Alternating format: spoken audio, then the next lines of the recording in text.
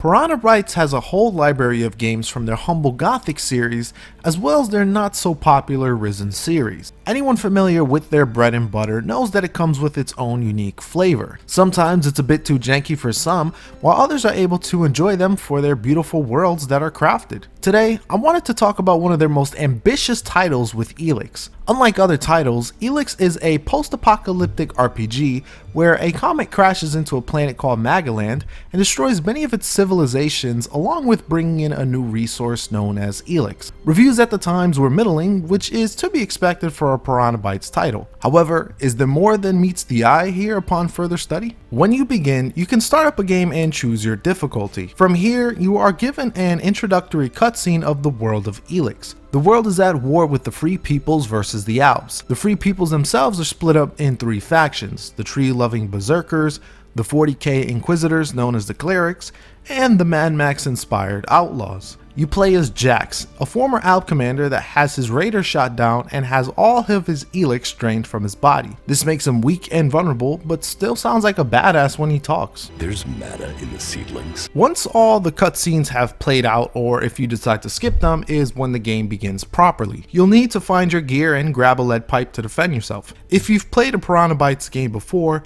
you'll know that timing is basically everything when it comes to melee combat. Correctly timing your light and heavy strikes to be able to use a special move. Depending on the weapon determines the kind of move that Jax will execute. This is also when you'll see some of the trademark jank with the combat. There is so much warping from both the enemy and the player. It never really feels good and takes me out of the experience every time it happens. The jank unfortunately applies to range combat as well. Too many times, bullets would just go through enemies without doing any damage. This is even more of an issue early on when every action can be the difference between life and death. While the combat is incredibly frustrating early on, it becomes far too easy at the end with better equipment and leveling up. Even though it never really feels good at all, I can at least understand why. The game features a ton of weaponry ranging from standard melee options to bows, guns, flamethrowers, rocket launchers, grenades, and even some futuristic weaponry. Each ranged weapon also comes with 3 firing modes, giving the player a ton of versatility on how to take out their enemies. This inevitably leads to some very poor balancing, with bows doing the most damage for some reason,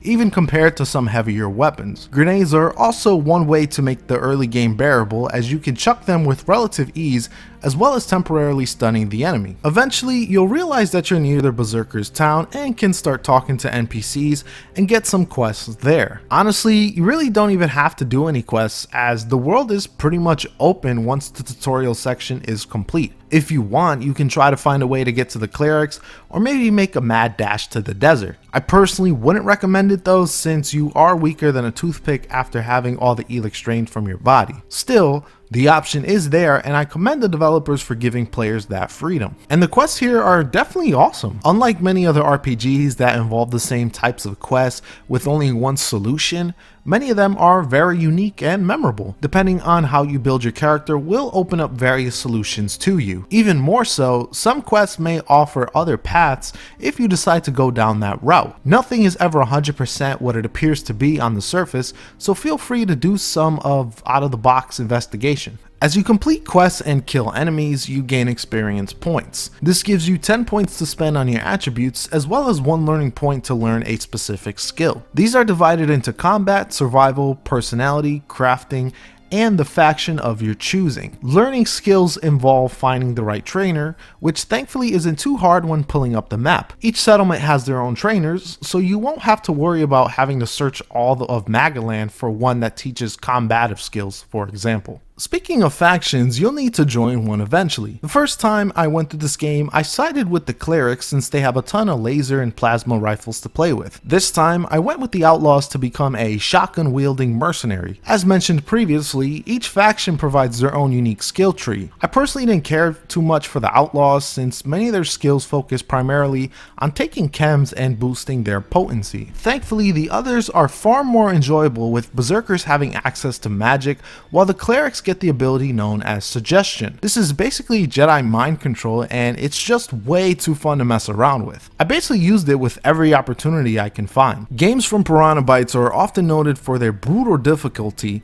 and this is no exception. However, there's much more given to you than you may realize. For one, you have a freaking jetpack, which can get you out of many sticky situations, as well as being able to create alternative paths. You also have a bottomless inventory, so feel free to pick up anything not nailed down. Just make sure you don't end up getting caught stealing. What honestly keeps me coming back to this game is the world itself. I just love how this post-apocalyptic world is so divided between the factions with different philosophies and ways to operate. All are both right and wrong in their own unique ways. The Berserkers want what's best for the planet, but their downright refusal to use Elex technology is just not sustainable. While I am partial to the clerics personally, their methods are pretty suspect, and they tread the line of the end justifying the means far too often. Even the outlaws have some genuine points to be made, although they don't often practice what they preach. To be fair, Pirrama Bytes has tackled this sort of conflict before in the past,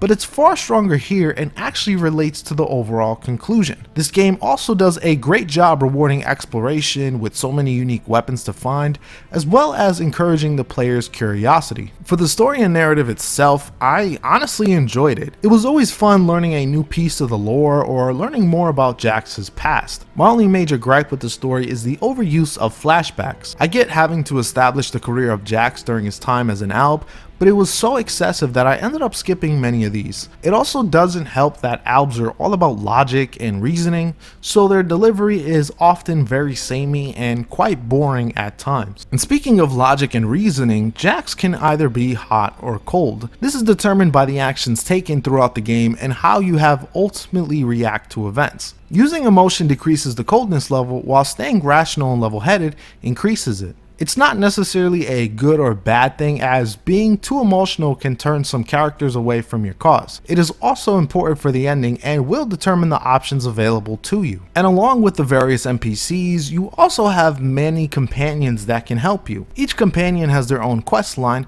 which I recommend for you to complete. This gives a better idea on their motivations and the kind of person they truly are. Unfortunately, many of the companions themselves just weren't that interesting to me. Even worse, others were just insufferable and I couldn't stand their dialogue. Kaya was my main companion for most of the game, mainly due to her ability to launch fireballs at her enemies. The other issue is just how unreliable they are in combat. Too many times I would attack or be attacked by an enemy while my companion would just watch me take hits until I died. Graphically, this game looks fine, but nothing too impressive. Just like many past games from Pirrama Bytes, this uses their in-house engine known as Genome. While it did go through many overhauls during development, you can still tell the age of the engine mainly from its animations during gameplay and cutscenes. There's also a lot of repeating faces, making even named characters lack much of a visual identity. I will give credit when it's due though, the lighting is incredible and makes from some absolutely gorgeous moments. Couple that with the right track and it's a sight to behold. And speaking of music, let's talk about that now. When I first played the game years ago, the music never really struck with me. I'm curious why though, because the atmospheric soundtrack here is pretty damn good. The somber music that plays as you explore old ruins